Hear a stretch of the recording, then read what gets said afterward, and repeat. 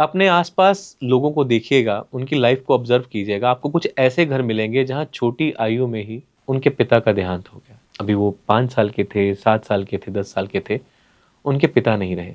एक मान्यता ये कहती है कि वो उनके पुराने जन्मों का कर्म था। एक मान्यता ये कहती है कि ईश्वर चाहता है कि वो लड़ें, संघर्ष करें और मजबूत बनें। जिनके माता-पिता नहीं होते, वो बच्चे नहीं होते, बीज होते हैं। और उन बीजों पे हर कोई अपना हक जताता है ताकि कल जब बीज फल या फूल दें, वो खा सकें। जिन बच्चों के माता-पिता नहीं होते, वो बीज होते हैं और उन बीजों पे हर एक इंसान अपना हक जताता है ताकि कल जब वो फूल और फल दें, उन्हें हर एक इंसान खा सके, उनसे लाभ ले सके।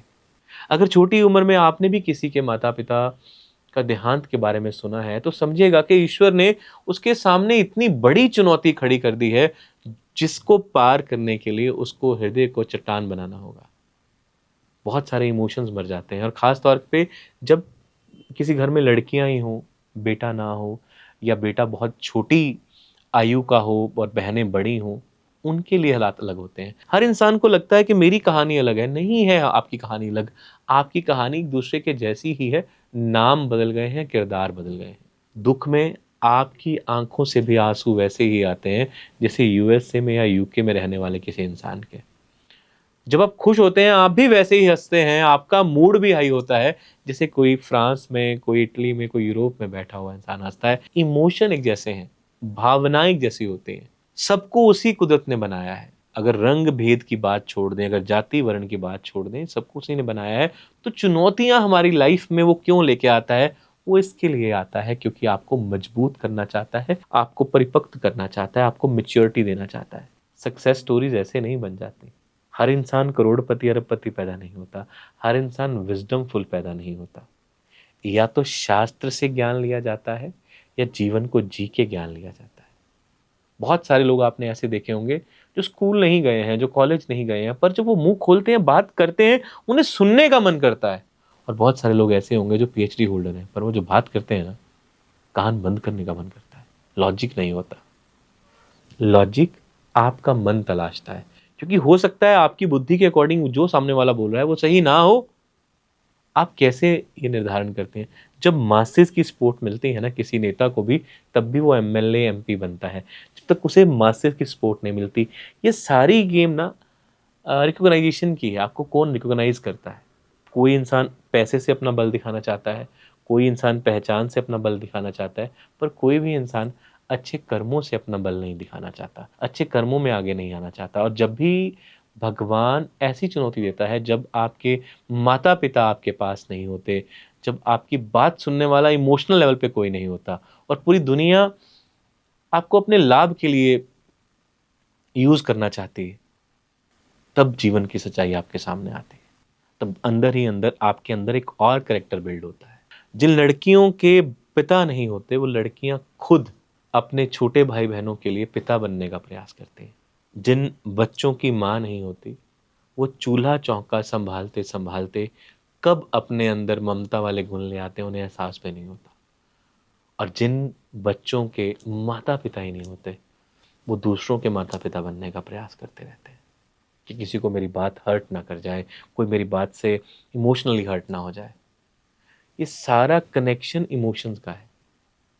एक इंसान ही जानता है कि माँ को जाने देने का दर्द क्या है जब आपकी माँ नहीं रहती। अकबर की जब माँ मरी, मतलब मृत्यु हुई, तो बीरबल ने पूछा कि आप इतने उदास क्यों हैं? अभी तो वृद्ध थी, उनको जाना ही था, आप मन को सँभालिए। तब अकबर भी कहता है बीरबल से कि आज मेरी माँ नहीं मरी है, आज मेरा एक नाम मर गया है, अक्कू। क्योंकि मेरे माँ के पास ही अधिकार था, वो मुझे अक्कू कहकर बुला सकती थी। वैसे ही हर इंसान का अपने माता-पिता से एक अलग रिश्ता होता है। वो किसी किताब में डिफाइन नहीं किया जा सकता।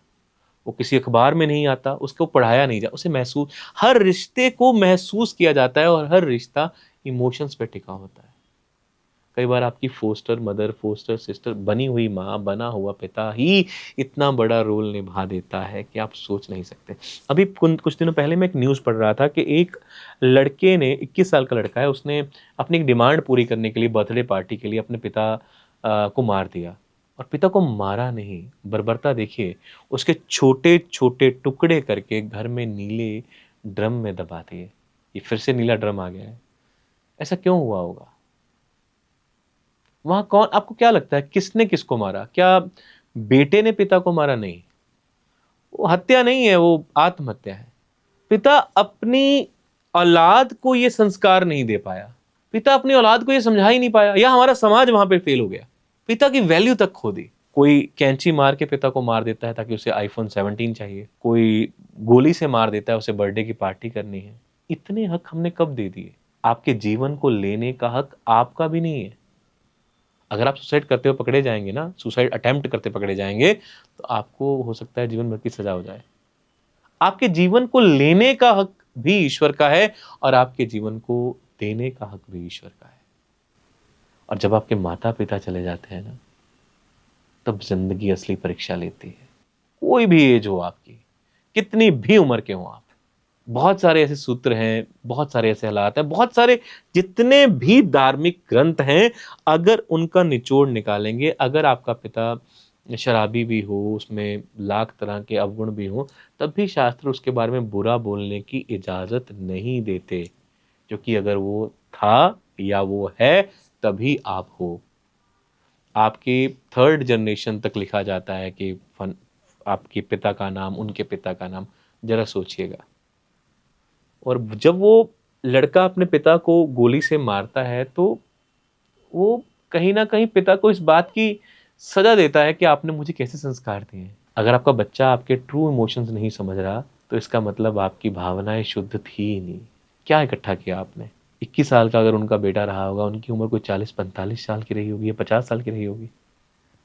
50 साल का जीवन जी के भी आप कैसे रहे?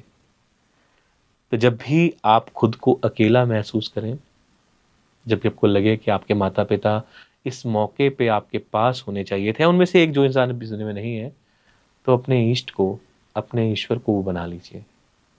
राम माँ भी बन सकता है, जरूरी नहीं कि राम को पिता ही बनाना है। बहुत सारे घरों में जो माँ होती है वो एक्चुअल में पिता होती है, डिसीजन कमांड उसके पास होती है। और हम क्या सोचते हैं कि मैं राम को पिता मानता हूँ, राम को माँ भी मान सकते हैं, क्योंकि है तो कुदरत का ही रूप ना। और कुदरत जो है वो लिंग में भेद नहीं करती है। आत्मा आत्मा भी होती है और आत्मन भी हो सकता है।